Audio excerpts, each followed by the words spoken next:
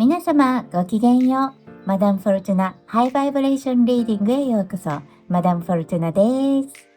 昨日動画をアップしたところで、本来ならばね、動画を撮る日ではないんですけれども、朝起きた瞬間に、今日は何か緊急のメッセージがあるような気がしまして、動画を撮っております。今お盆期間中ですから、ちょうどお休みでね、帰省されている方、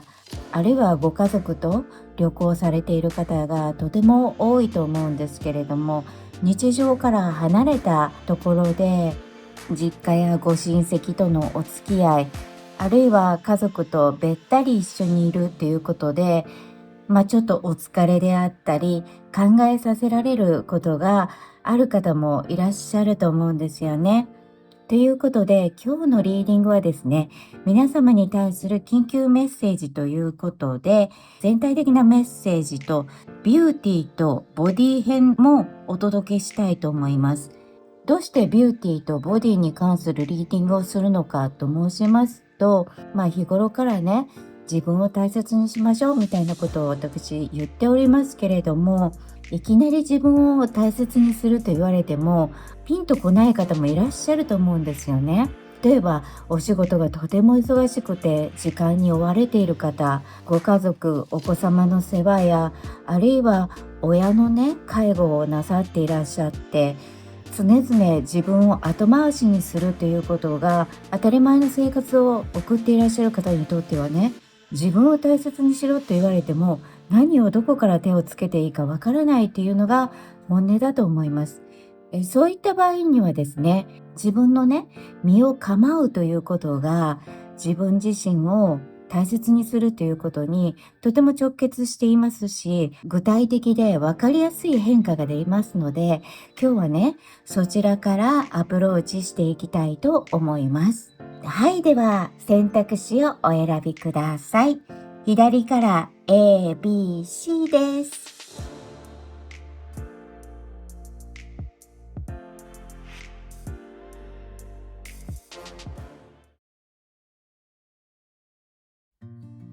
はい、では A の方のリーディングをしていきたいと思います。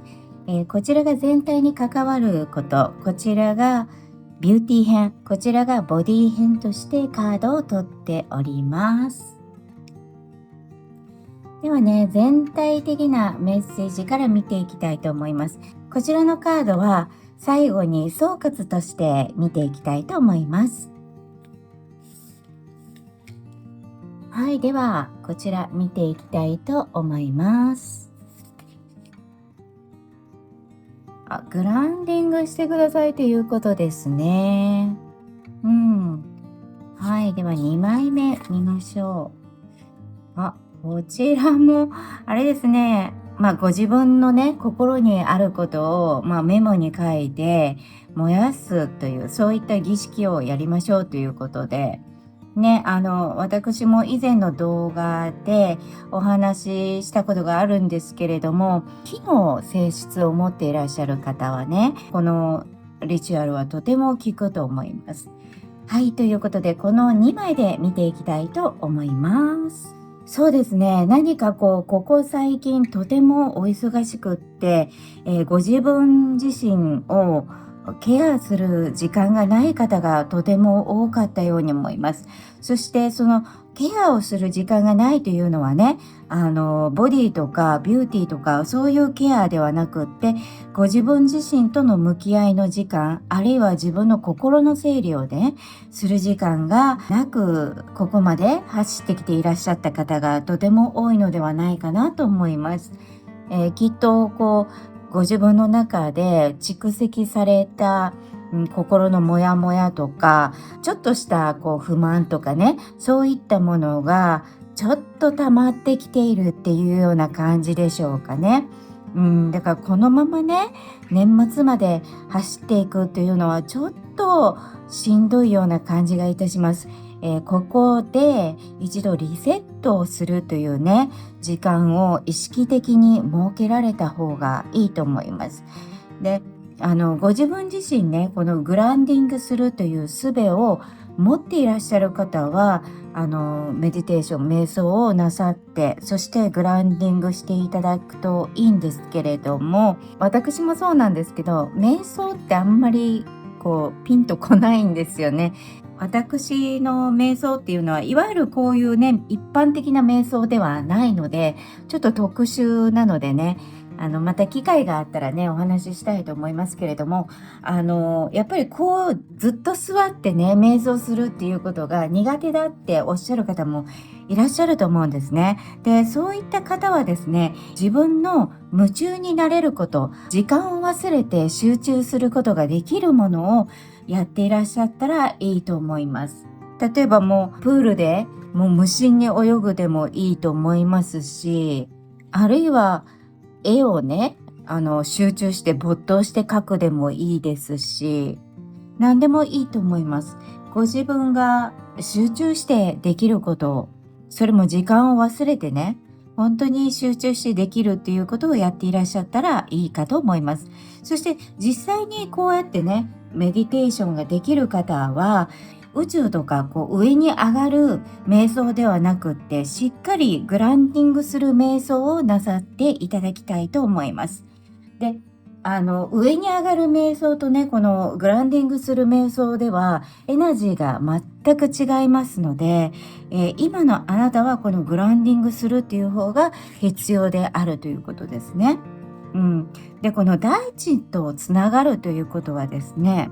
あなたの不要なエナジー、あるいは心の中のモヤモヤとか、そういったものを大地はね、しっかり吸収して、それを受け止めてくれるという、やっぱりマザーアースの力を持っていますので、自己処理できないものっていうものを大地に返していく。そしてそのことに対してお礼をして終わるというような瞑想がいいのではないかなと思います。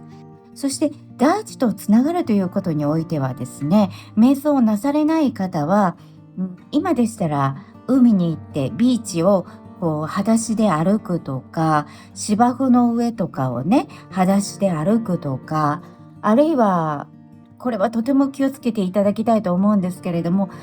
土を触る、庭いじりをするとかね、そういうこともとてもいいと思います。ただね、とても暑いですので、熱中症になられるといけませんので、そこはね、本当にご無理なさらないようにやっていただきたいなと思います。はい、そしてこちらのリチュアルなんですけれども、こちらね、先ほども言いましたけれども、自分の中で迷っていること、あるいは困っていること、悩んでいること、そして腹が立ったこと、ね、そういった心のモヤモヤをですね、紙に書いて、燃やすという、儀式。こちらはね、このボールでボーっと燃やしてますけれども、簡単にね、灰皿なんかを使ってやられたらいいと思うんですけれども、タバコを吸わない方はね、灰皿なんかお持ちでないと思います。で、そういった場合はね、灰皿に代わるようなものを用意していただく、あるいはもう最悪シンクでもいいと思うんですけれども、自分の中でね、儀式としてやられる場合は、シンクよりも何か灰皿に代わるようなものを用意していらっしゃって、もうこれもね、気持ちの問題なんですけれども、やっぱりリチュアルとして自分の中であれをやったらすっきりするっていうような状況を作り出すためにはですね、ガスコンロから火をつけてシンクへ直行というよりも、やはりキャンドルなんかを用意していただいて、紙が灰になるまでじっくり見るという方が、気分的にとてもなんて言うんでしょう、自分の中のモヤモヤがね、燃えていくっていうような感じがして、とてもすっきりすると思います。どうしてもね、用意ができない場合は、シンクでも大丈夫だと思うんですけれども、そういったね、儀式というものを自分の中で定番として作り上げられるのも、とても心のね、スイッチングに役立つと思います。はい。全体的なね、感じとしてはこのような感じですね。はい、では次ね、ビューティー編を見ていきたいと思います。はい、こちらの2枚で見ていきます。こちら、ビューティーリチュアルということですね。はい。そしてもう1枚は、スネークということですね。はーい。ではこちらの2枚で見ていきたいと思います。何でしょう。先ほども、リチュアルという言葉が出ておりましたけれども、あなたの場合は何か儀式化というか、ルーティン化するというのがいいような感じがしますね。何か惰性でやるのではなくって、じゃあ儀式としてやりましょうみたいな感じでやられる方が気持ち的にね、上がるというか、気持ちの切り替えになるんだと思いますね。そしてビューティー編ということでは、ここね、ネイルが出ておりますけれども、ちょっと最近ネイルをサボっていたなって思われる方でしたら、ネイルをやっていらっしゃったらいいと思いますし、なんでしょう、もう夏ですから、自分のね、好きなネイルをやられていいのではないかなと思います。そしてメイクなんかもね、ちょっと新しくされたらいいかもしれませんね。ご自分自身がメイクがとっても得意だって言われる方は、その日の気分とかね、その日の服のテイストに合わせてメイクを変えられるというのでもいいと思いますね。次、そうですね。あと、思い切って髪の毛のカラーを変えてみるとかっていうのはどうでしょうか。で、私も先日ね、美容院行った時に、ちょうどこんなカラーなんですけれども、パープルとベージュをちょっと入れてもらいまして、ブルー系統の服を着ることが多いのでね、それに合わせて青みがかったツヤになるようにお願いして変えてきました。そんな感じでもいいと思いますし、あと、ご自分自身で最近ちょっとサボっているなっていうようなケアがありましたら、ぜひそちらを導入なさってみてはどうでしょうかね。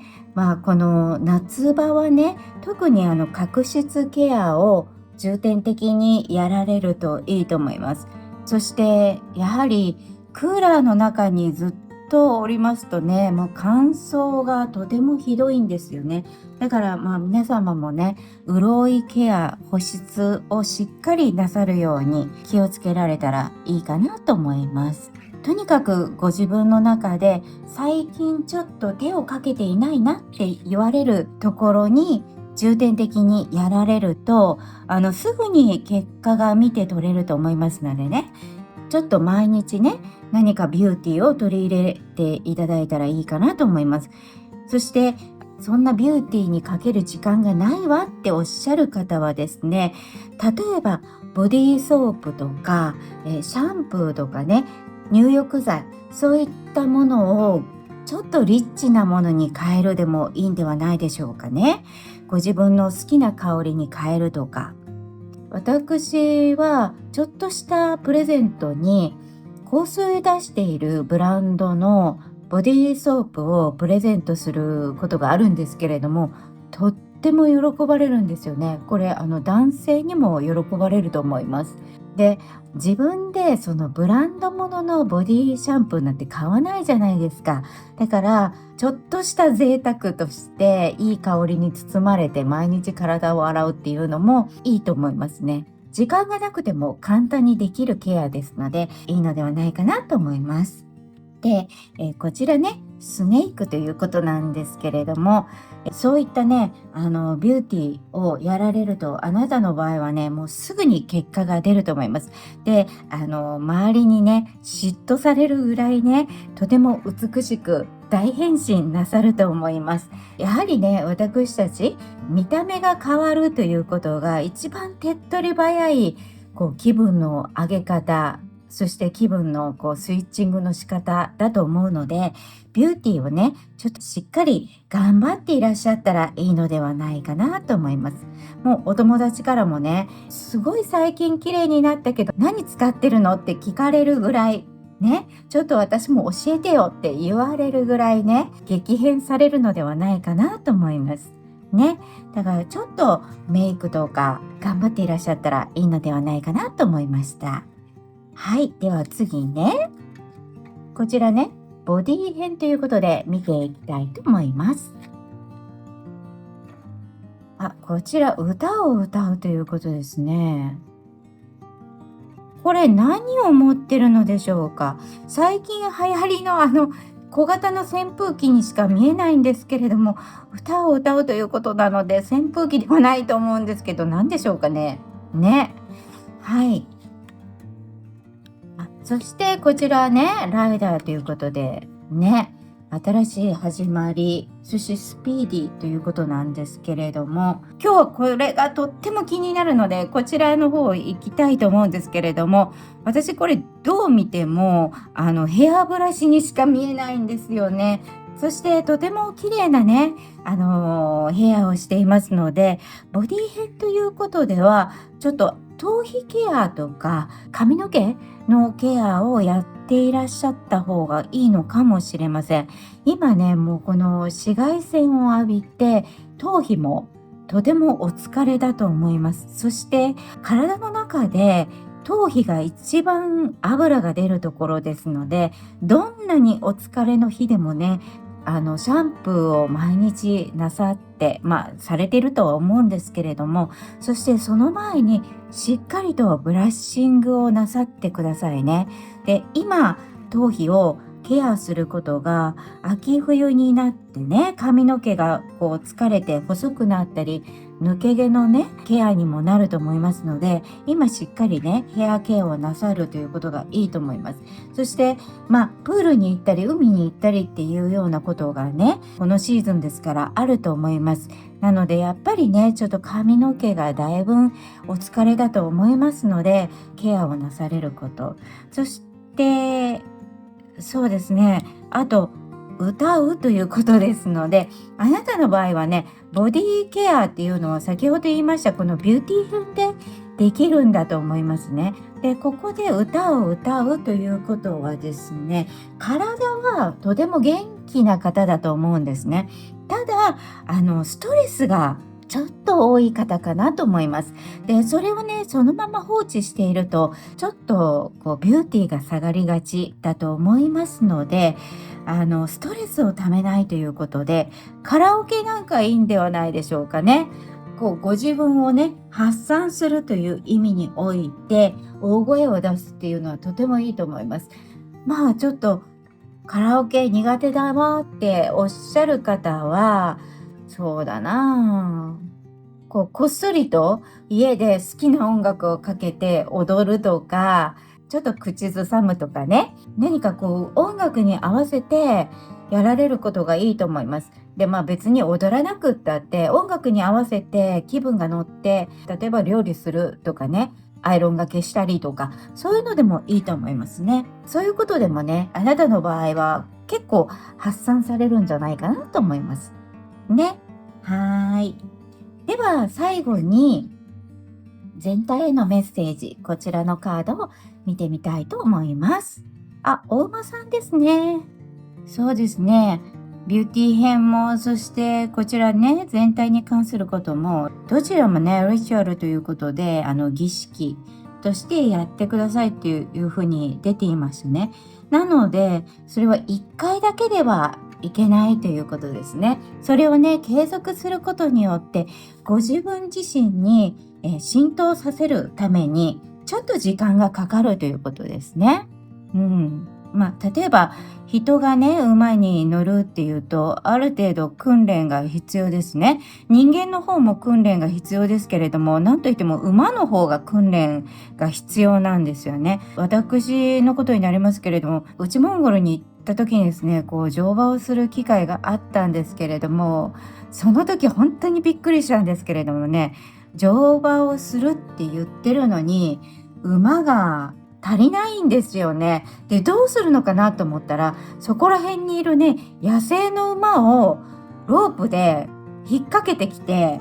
いきなり鞍乗せて、この馬に乗れって言うんですよね。もう驚きました。野生の馬なんて、人なんて乗せたことないし、ましてその背中に鞍乗せて手綱つけられるなんてもうたまったもんじゃないですよね。でも向こうの人にはそういう感覚ないんですよ。何十年も馬乗ってるんだったら乗れて当たり前でしょみたいな感じでね、もうその野生の馬に乗れと言われまして、私も本当にその時は怖かったです。さすがに。全然言うこと聞かないしね、当たり前ですけれども。でもしばらく乗っていると、馬の方もね、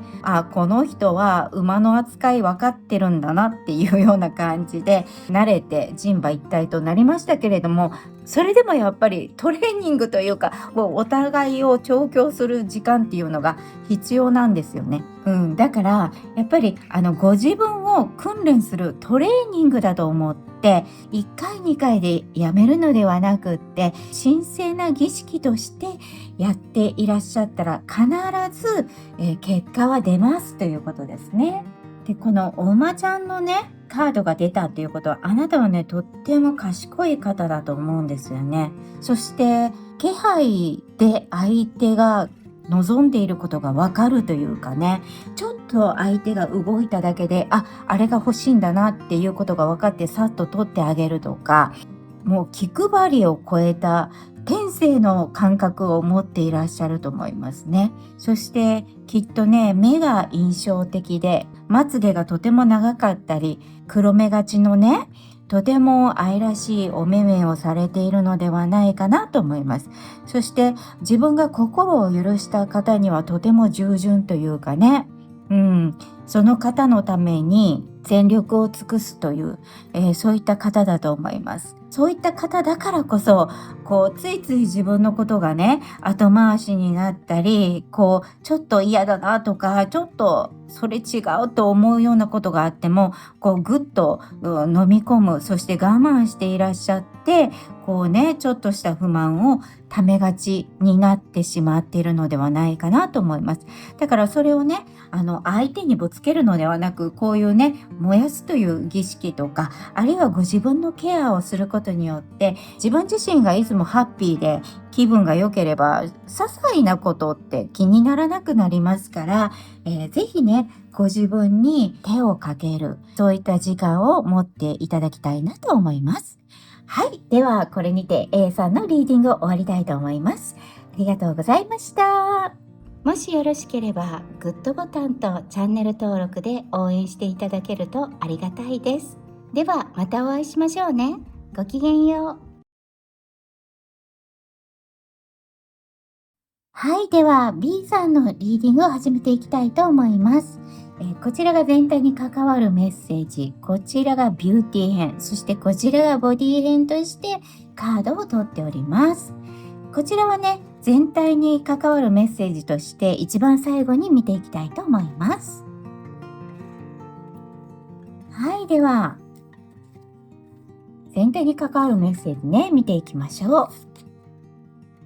直感と出ましたね。はーい。で、こちら、夢日記ですね。はい。では、この2枚で見ていきたいと思います。今日、こちらね、だんだんちっちゃくなっている。そして、この一番中にいるね、子が子供のように見えるので、何かご自分のね、インナーチャイルドと関係しているような気がします。インナーチャイルドって言ったらね、ちょっと難しい感じがしますから、ちょっと言葉を変えまして、ご自分のね、内側にちっちゃい頃のあなたがいらっしゃる、子供のあなたがいらっしゃるというふうに、ちょっと仮定するとね、やっぱり私たち大人に成長していくにあたってね、大人はこうあるべきだとか、このシーンではこうあるべきだみたいな、こんなべきっていうね、自分っていうものをどんどんと作り上げて、そして今の私っていうものを形成していると思うんですよね。これはあなただけじゃなくて全ての人、私含めて全ての人がそうなんですけれどもね、大人としての振る舞いとかね、そういったものを身につけて、やはり周囲の環境とかそういったものに馴染むために、この子供のままの自分ではいられないわけですから、そうやって私たちって成長していくんですね。で、それは決して悪いことではないんですけれども、その成長の過程の中でね、特にこの日本社会というのは、わがままではいけないというようなね、そういった社会通念がありますでしょ。だから自分の意見、好き嫌いを言うっていうことが、イコールわがままだみたいな感覚があると思うんですね。で、私たちって大人になるにつれて、ご自分の本心を言えなかったりとかね、つい周りの意見を優先してしまったり、周囲に流されてしまったり、ちょっと空気を読んだり忖度したり、いろんなことをしていると思うんですけれども、やはりそういう時間が長いとね、やっぱりこの自分の内なる純粋無垢な本当の自分の声っていうのを忘れがちになると思うんですよね。で、この子はね、自分の本当の望みとかね、好き嫌いとか、こうしたい、ああしたいっていうものをいっぱい持ってるんですよね。で、この子を無視し続けると、この子が暴れ出すというか、私の意見もたまには聞いてよみたいな感じで暴れ出すんですよね。だからちょっとたまにはね、この子の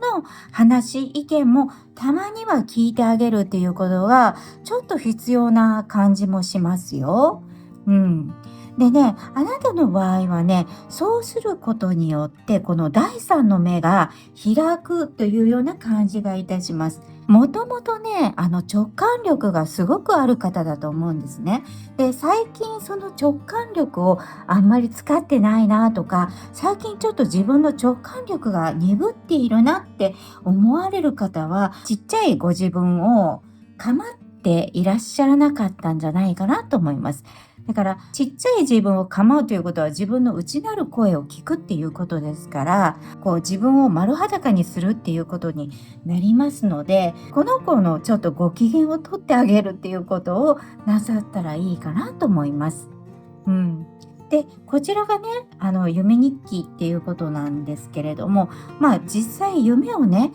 よく見るって言われる方は、起きた瞬間、枕元にノートを用意しておかれて、今日見た夢っていうものを走り書きをなさっているといいと思います。で、それ自身にね、意味がなくてもいいと思うんです。で、そういうものって何かの象徴ですから、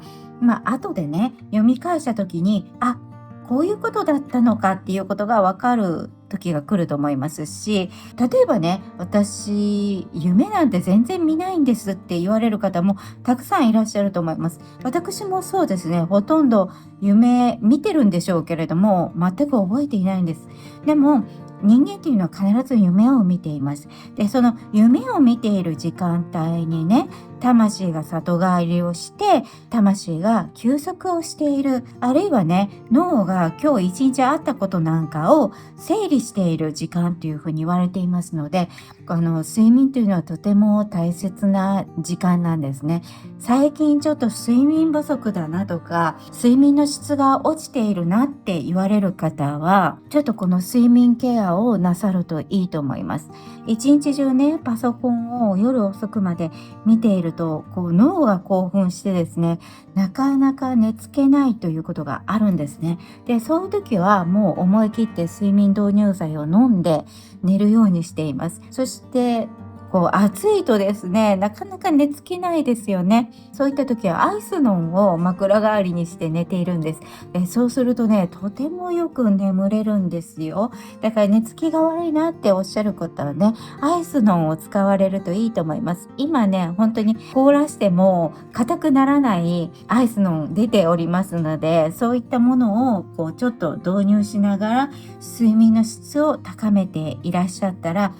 ご自分のね、直感力がまた冴えてくる、そのような感じがいたしますのでね。はい、次ビューティー編を見ていきたいと思います。はい、ではまず1枚目、動いてくださいということですね。はい、2枚目、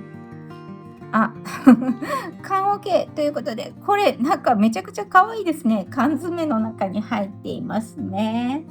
はい。では、この2枚で見ていきたいと思います。こちらとこちらね、なんかポーズがよく似ていますけれども、そうですね。なんかこれはヨガのポーズだと思うんですけれども、ヨガをやっていらっしゃる方はね、ヨガをそのまま続けていらっしゃったらいいと思うんですけれども、そうですね、こちらともね、合わせて見ていると、あなたってね、お家の中でね、じっとしていると腐るタイプの方だと思うんですね。きっとすごくエナジーが高くって、火の性質を持っていらっしゃる方なんでしょうね。活動エネルギーに溢れていらっしゃる方だと思うんですね。で、最近ちょっとね、じっとしているというか、決まりきったルーティンの中で生活していらっしゃったんじゃないかな。うん。まあ、暑いからね、外に出たくないのは分かりますけれども、あなたの場合はちょっとこう、動いた方がいい方、サメとかマグロのような、止まったら死ぬみたいな方なんじゃないでしょうかね。うん。だからアクティブに、動かれるといいと思います。そうですね。まあ、海とか山とか行けるんであれば行っていらっしゃったらいいと思いますし、なんでしょう。海と山といえば、あなたの場合は何かこう、海の方が合うような気がします。今のシーズンだけかもしれませんけれどもね、海が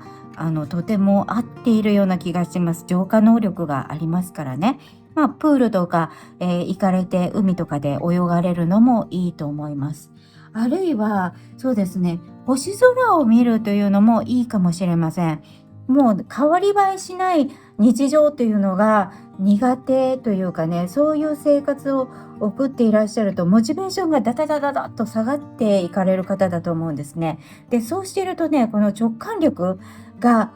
落ちていらっしゃる方だと思います。だから常に動いていらっしゃる方がいいと思うんですね。きっとね、脳と体の疲労っていうと、脳疲労の方が多い方だと思うんですね。で、体のエナジーがあまり余って、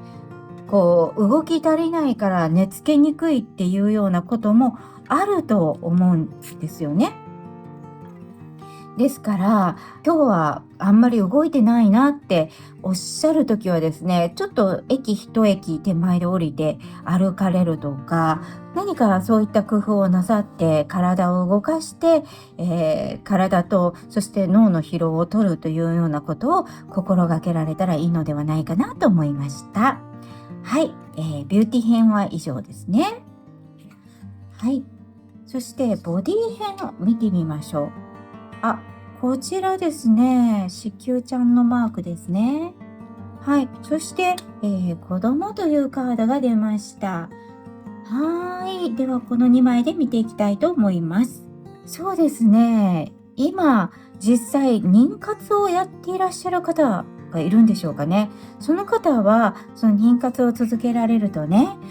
お子さんの誕生につながるということでしょうし、あと、まあ、妙齢の女性になってくるとね、そろそろ更年期の時期に入っていらっしゃる。そして、もう更年期真っ最中っていう方もいらっしゃると思います。そういった方はね、ちょっとこう、子宮ケアをやるということですね。うん。そうですね。子宮ケアって一体何なんだっていうことなんですけれども、まあ、ホルモンの、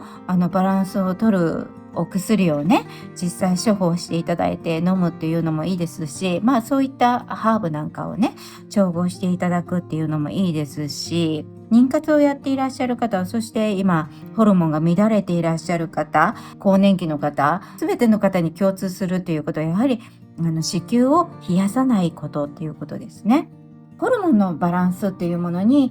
ちょっと注目してみましょうということなので、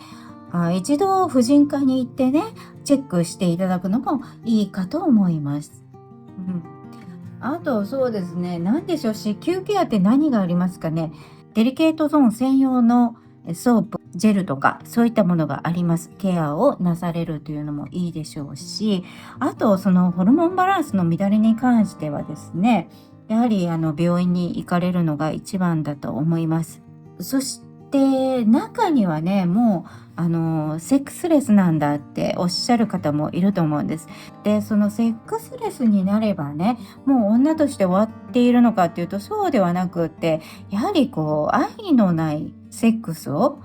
することの方が女性にとってはやっぱりこうメンタルとかオーラに関して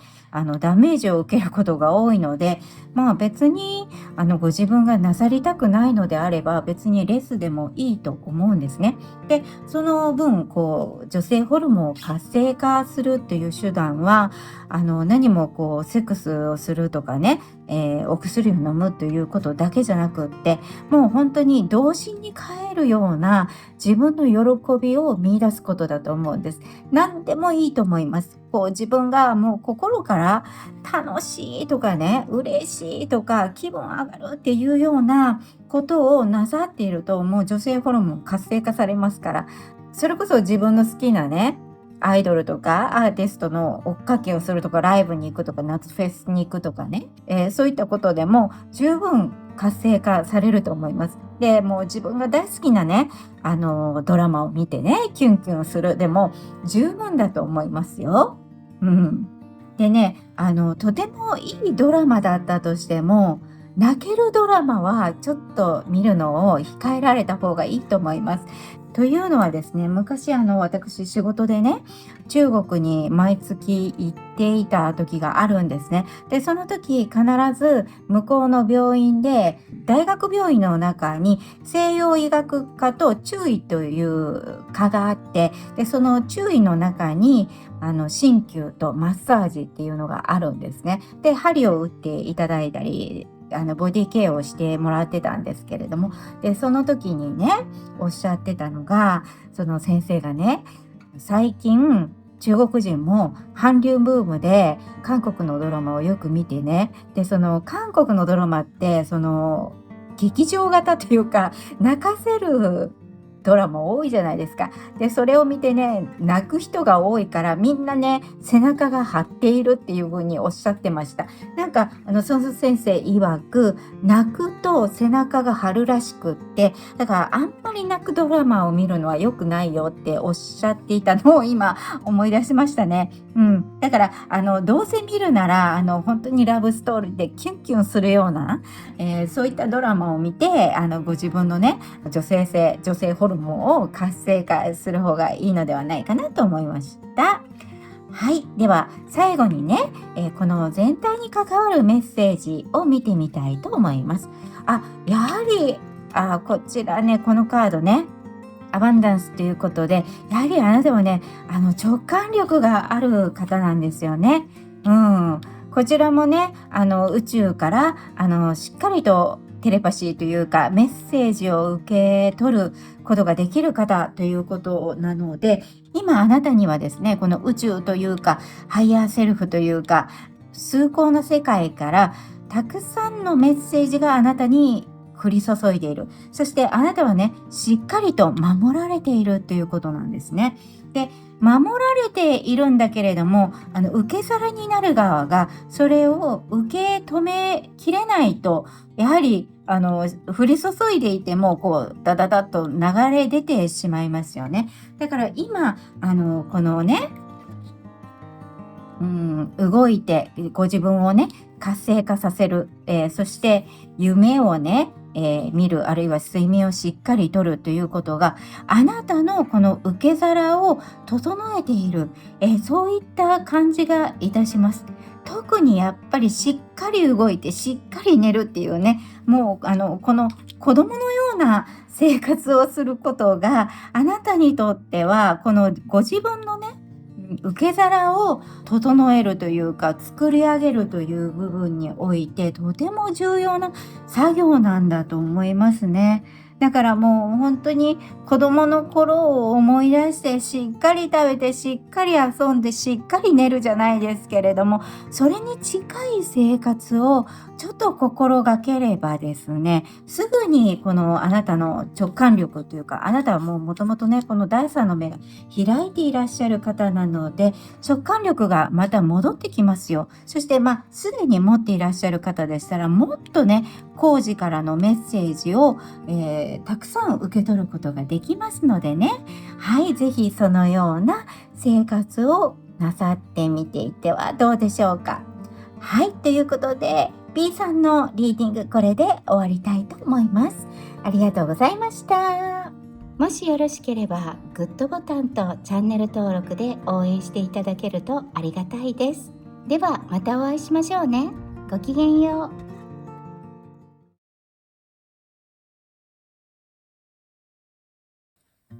では C さんのリーディングを始めていきたいと思います。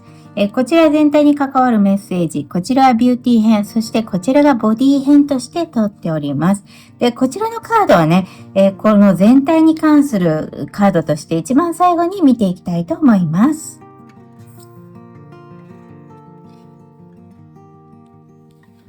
はい。では、まず全体に関わることということでね、この2枚を見ていきたいと思います。マッサージということですね。はい。で、こちら、ご飯を作ってくださいということですね。はい。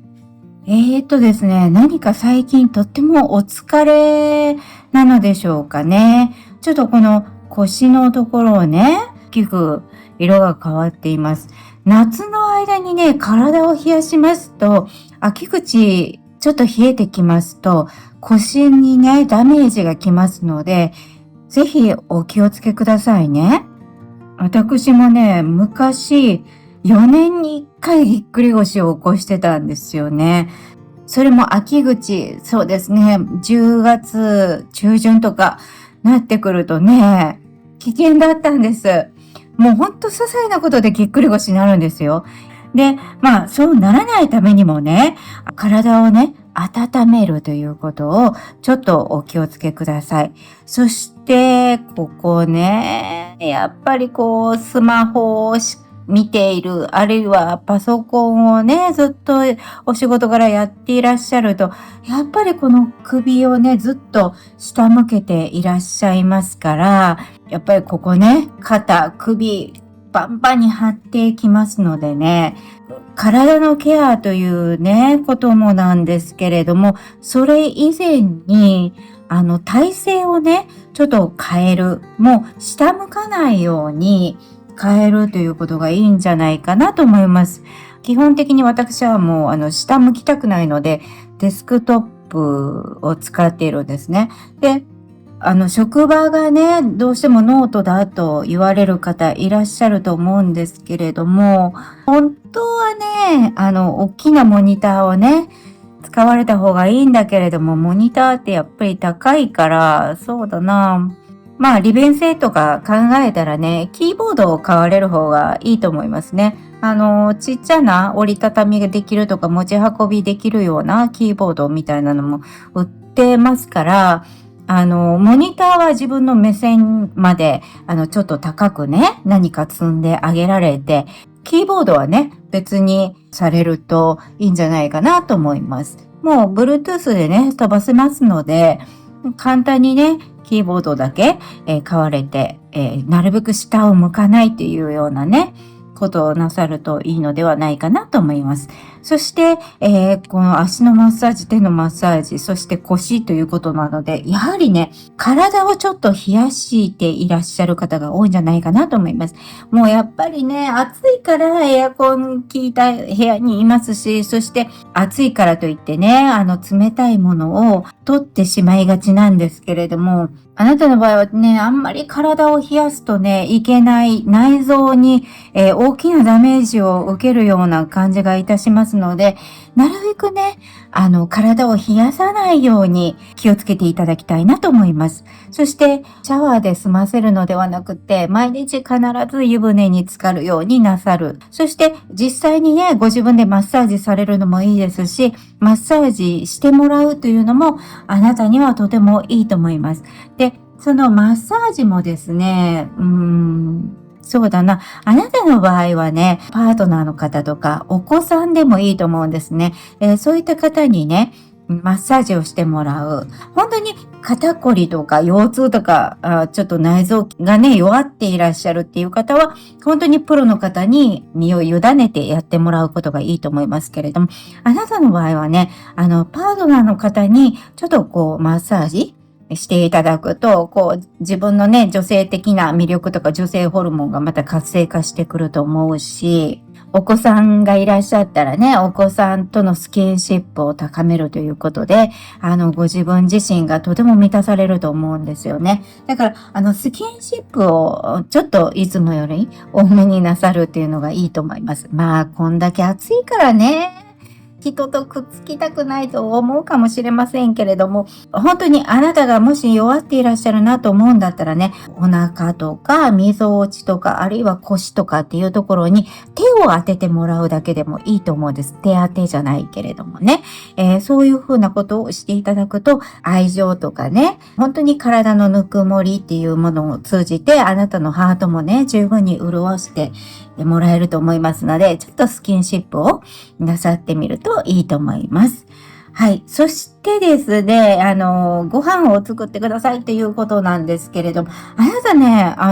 お料理が上手な方なのかな？私、お料理好きじゃないです。お料理しませんと言われる方も、あなたにはどうやらハンドパワーがあるようですよ。何か簡単なことでもいいと思うんです。例えばね、もう本当にプチトマトを半分に切るだけでもいいと思うんですけれども、そういったことをね、ご自分の手をかけることによって、食材にね、あなたのハンドパワーが入ると思うんですよね。きっとすごいエナジーを持っていらっしゃる方なんでしょうね。だからご自分でマッサージされるっていうのは、もう言ったら、体をスッスッスッと撫でるだけでもいいと思います。で、撫でるのもちょっとしんどいなっていう時は、ちょっと肩とかね、首にそっとご自分で手を当てて、ご自分のぬくもりを感じるだけでも、あなたはね、すごい、どうやらハンドパワーがあるみたいですので、そうされるとね、ご自分でね、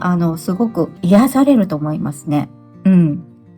お料理をなさる方は、もうお料理をちょっと頑張ってやっていらしたらいいのではないかなと思います。ご自分だけじゃなくって、ご家族ね、今もうちょっと夏休みの期間だから、お子さんにね、毎日ご飯作らないといけないとか、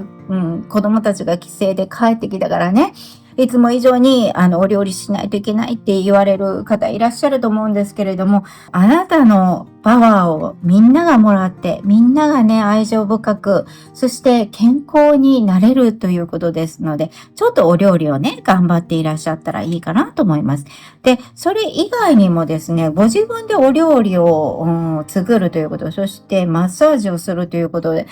今、ダイエット、なさっていらっしゃる方、これからダイエットしようかなって思われている方がいらっしゃるかもしれませんけれども、何かご自分でお料理をね、するということが、あなたにとってはとてもいいダイエットになると思います。自分で作ったものが一番添加物が少ないですから、簡単なね、サラダでもいいと思うんですけれども、そういったものをね、ちょっと取り入れられる方があなたにとってはダイエット、そして健康のためにもいいんだと思いますね。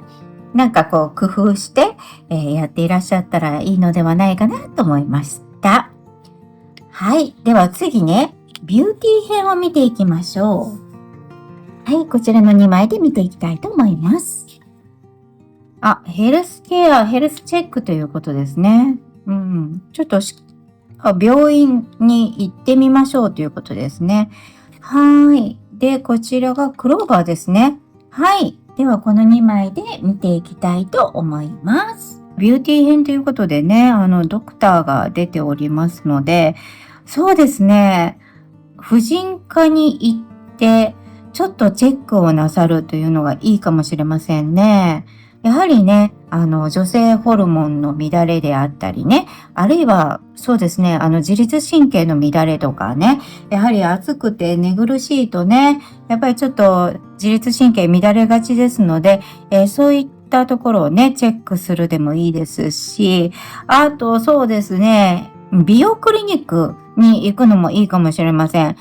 それこそ美容点滴をね、なさるとか、もう疲れているからね、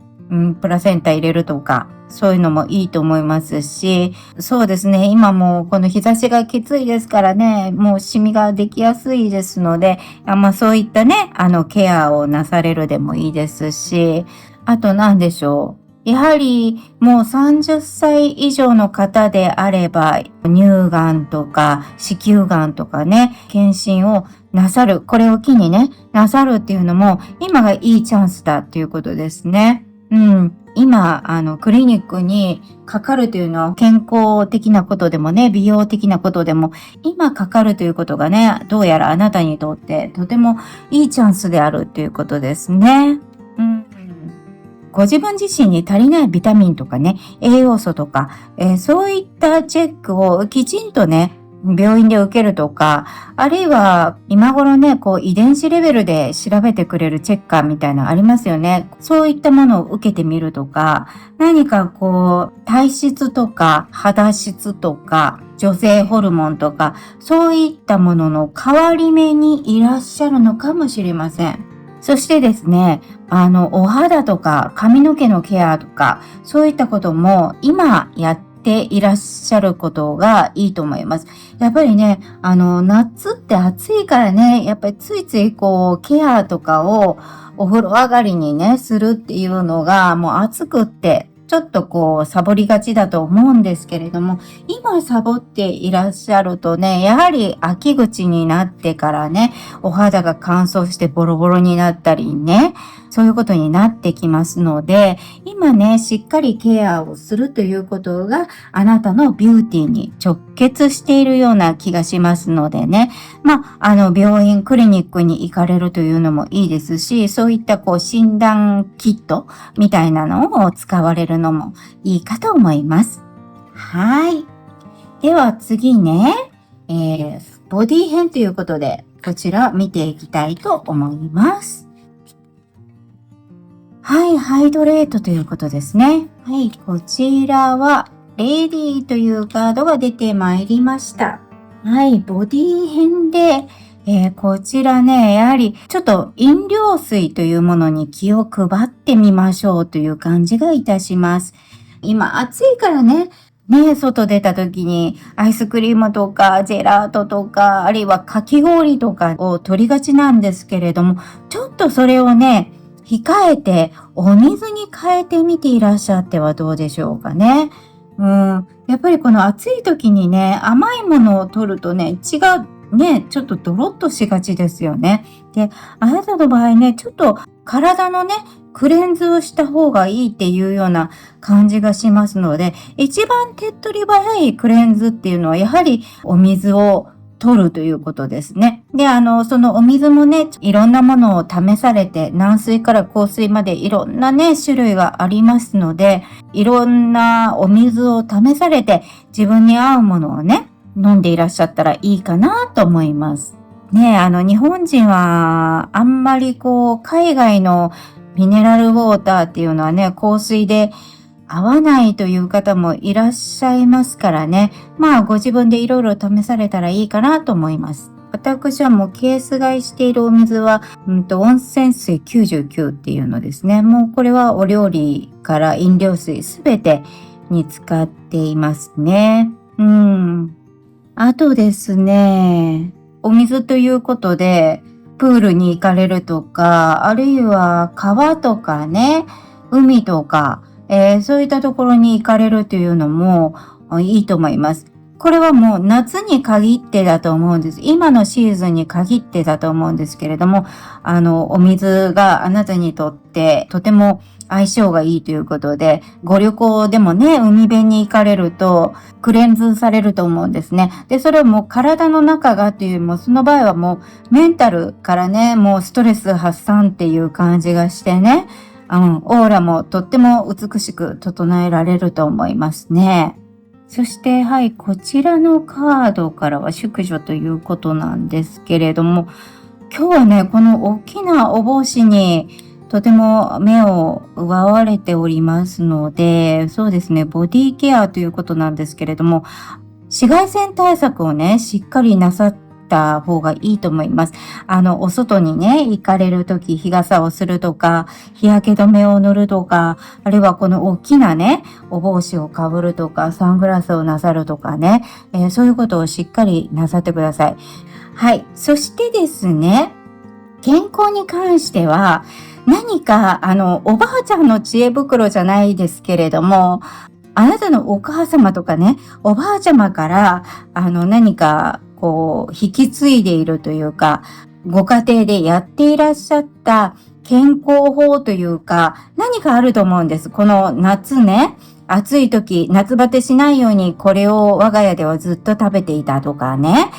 例えば梅干しをずっと食べていたとか、なんかあると思うんですよね。そういったことを今もう一度この夏ね、やっていらっしゃると夏バテにも効くと思いますし、なんといってもね、秋冬に体調を崩さないためにも、今しっかりね、そういったおばあちゃんの知恵袋じゃないけれども、そういったことを何か発掘してね、思い出してやっていらっしゃるといいのではないかなと思います。で、うちにはそんな伝統的なね、何か親から教えてもらった何かないなっておっしゃる方は、何でしょう、このね、いつも旬のものを食べるというのはね、そのシーズン、やっぱり一番体に適していますよね。だから、アイスを食べるっていうことよりも、例えば体を冷やすね、きゅうりであったり、スイカであったり、そういったものから水分を取るとかね、体を冷やすとかね、何かそういったことをちょっと取り入れられた方があなたの体のためにはいいのだと思いますね。で、あとそうですね、ネバネバのものを食べるとかね、そういうのもいいと思いますよ。ちょっとネットでね、夏バテ防止食材みたいなものを検索なさってもいろいろ出てくると思いますので、冷たいものを飲んだり食べたりする代わりのものを昔からのね、知恵みたいなものに変えられるっていうのがよろしいのではないかなと思いました。はい。では、最後にこの全体を通してのね、メッセージを見てみたいと思います。こちらね、keep trying ということで、お食事をね、自分で作られること、先ほども言いましたけれども、ちょっとこのおばあちゃんの知恵的なね、食材、料理方法、そういったことをやられるとか、あと、マッサージとかね、そういったこと。そして、お水をね、ちょっと気をつけられる。いろいろ何かやってくださったら、それをちょっと一定期間続けてねっていうことですね。そうですね。私今3と思った、3ヶ月と思ったんですけど、こちらで4と出ておりますので、そうですね。3、4ヶ月。続けられたら、体がね、しっかりクレンズされて、とても健康になると思います。で、こちらもね、マッサージとかっていうのも、やっぱりね、3、4ヶ月続けないと、体の変化ってそんなすぐに出ないと思いますので、今からでしたらね、もう年末まで続けられると、冬ね、しっかりと乗り越えられると思います。今冷たいものばっかり飲んでいるとね、体が冷えてしまって、冬にとても寒くって風邪をひきがちになったりすると思いますのでね、ぜひ健康には気をつけていらっしゃっていただきたいなと思います。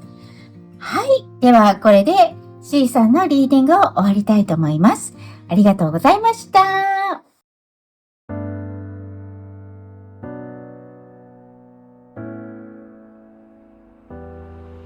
最後までご覧くださりありがとうございます。チャンネル登録とグッドボタンよろしくお願いいたします。